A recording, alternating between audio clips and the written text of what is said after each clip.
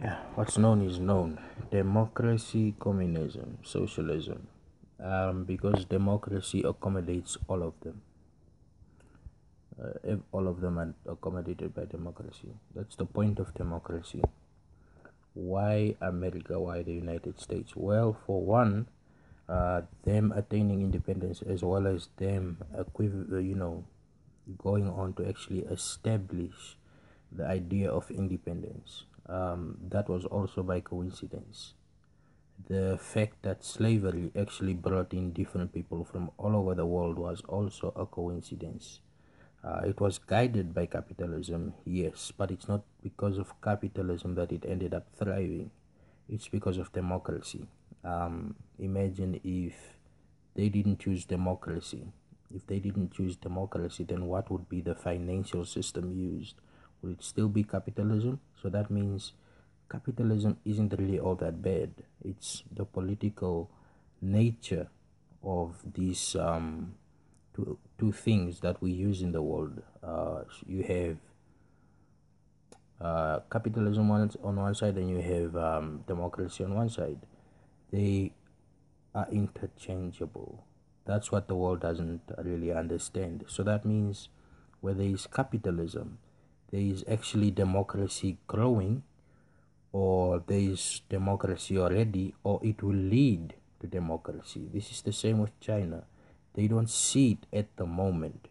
If you look at their history and you look at the history of the world in general, everything that did not start with democracy eventually ended up adapting democracy, because that is what societies do. We are human beings, right? So when it comes to leadership, when it comes to who will be our leaders, the ones that will be our leaders are the ones that understand our humanity at this moment. For example, how am I making this video? I'm using a phone. I'm using technology from all over the world, actually. So that means I am enabled by the world, and it's not wrong for the world to help me if in the end I end up helping the world.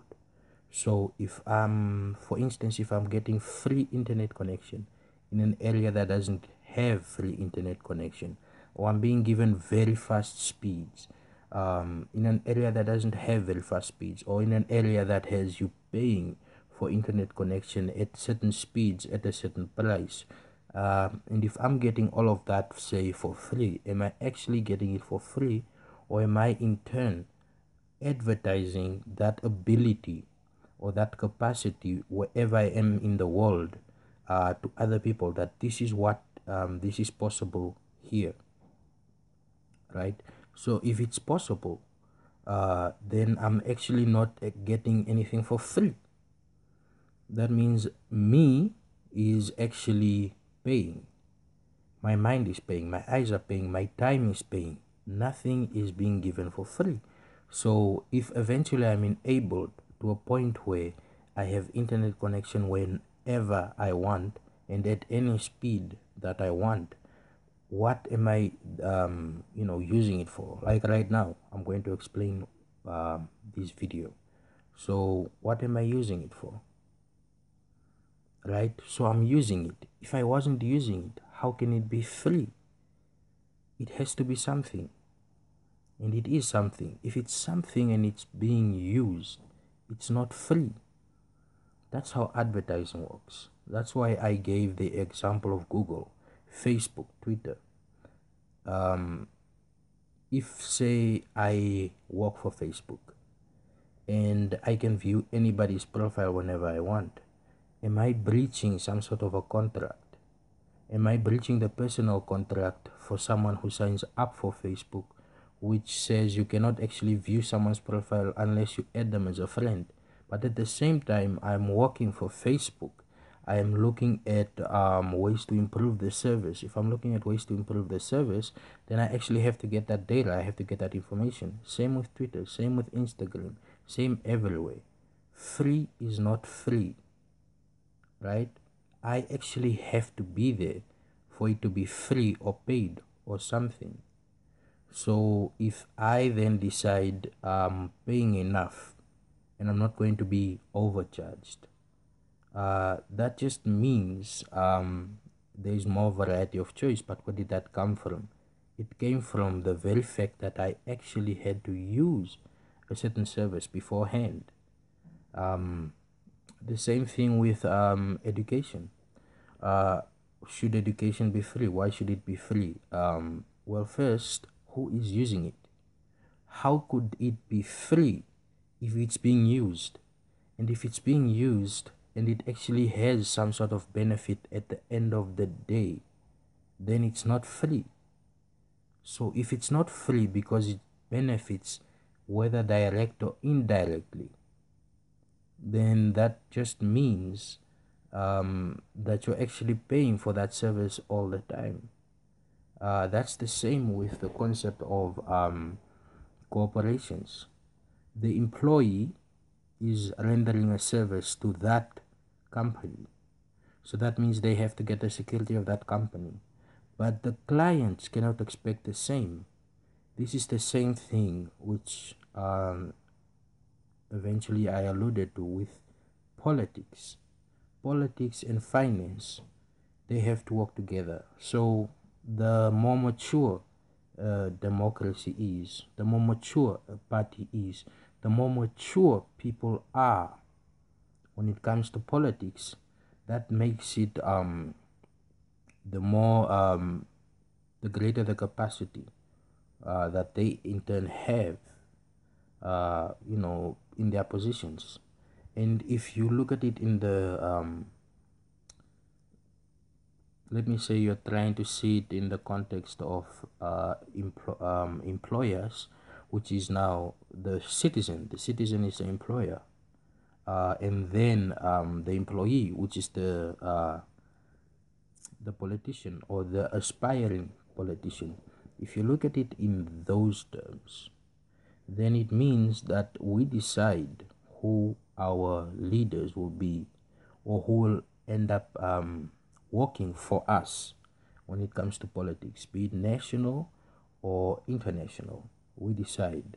But because we have decided, we cannot then cry foul when those very employees have access to the citizens, because they have to know what exactly it is that we want, or what is it that can be made better, and then they have to implement that. That's why we vote for them.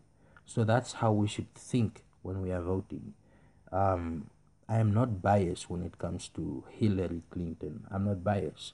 She has a track record, and that track record puts her on a certain pedestal. It does. But it did not come for free to her, right? She didn't get it for free. She has to be who she is to have gotten that far. The same with everybody. Why was I taking jabs at Jeb? Because I looked at his track record. I looked at who influences him. And at the end of the day, his brother does have influence over him. His father does have influence over him. And at the end of the day, I have led them to actually admit that they are influenced by each other. But then I had to see what's the extent of that influence. Is it, for example, like me, where that influence does not end up taking center stage of all of the things that matter, or how I approach things that matter, how I view things? So I had to jab, in order for me to infiltrate not only his personal life, but his professional life, and where he wants to go, how he views politics. Because Hillary Clinton already has a track record. I didn't have Jeb's track record. I had his brother's. So now it's his track record. Donald Trump, we have his track record when it comes to what he did as a businessman, as an entrepreneur, as a retail or you know. So you look at everybody's track records, and then you see where they want to go. and what means are they using to get there? So is it realistic for me to think or to vote for Donald Trump? Me? No. Why? Because Hillary has a more trusted track record. She has a track record that I had or have access to. When it comes to her personal life, she should be a big mess right now. She shouldn't be the candidate. Right now, she should not be running for president of America. If she was like everybody else, her life would be in ruins. But it's not. So what has made her this strong? Is it the same as what Jeb has? And her husband is the former president of America. Is that his privilege? That has privileged her. So his track record, her track record. And then you look at Donald Trump, who has no track record in politics. As a matter of fact, someone who was avoiding politics forever. Right? And he only got into politics to get politicians off his back. And when he saw, oh, I actually have a chance with this, he decided to run with it. And he's having a successful run at the moment. But when it comes to voting, that conscious decision, or is it a subconscious decision, that depends on the information that the people on the ground have, the information that the people get.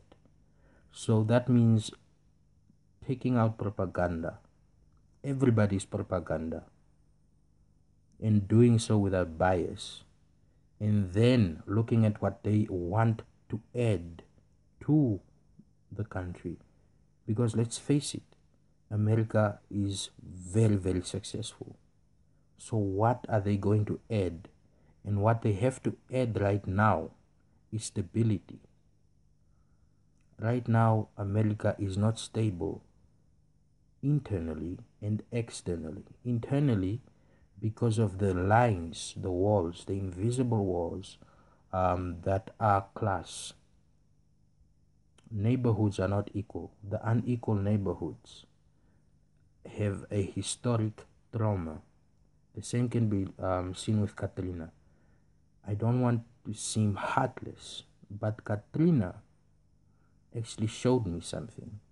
When Katrina hit, when Katrina caused all of that devastation, on a human capacity, people had to bury their family members. Employers lost employees. Employees lost their colleagues. You look at that, and then you think, how will these people get back?